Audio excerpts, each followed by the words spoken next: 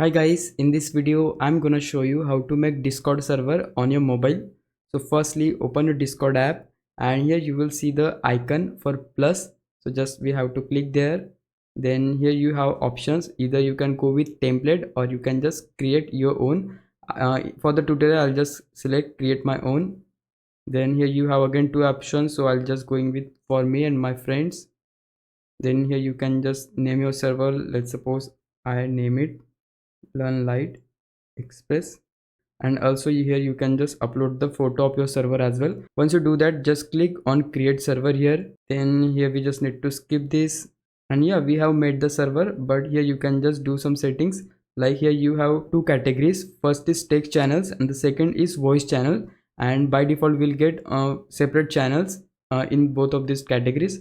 If you want to add your custom one or if you want to add your own, you can just do that. So for that we need to hold on the category where you want to add the channel. Then just scroll a bit and here you will see the option for create channel. So just click here, name your channel. So I'll just, let's suppose LLE text, and you can also set this to text if you want to create the channel for text. And once you do that, just here we need to click on create, and yeah, here you can see we have added the channel which is for text. And if you want to create the voice channel, in that case you need to again hold on voice channel here, scroll a bit, click on create channel.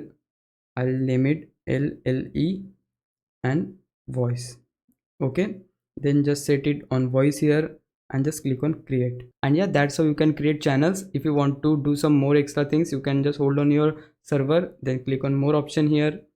Then here we need to scroll, and here you will see further options, like you can just edit the server profile. Not only that, if you click on settings, here you will see couple of more options like emojis, security. If you want to add some channels, categories, you can do that from here. And also if you want to give the roles to your members, you can do that from here.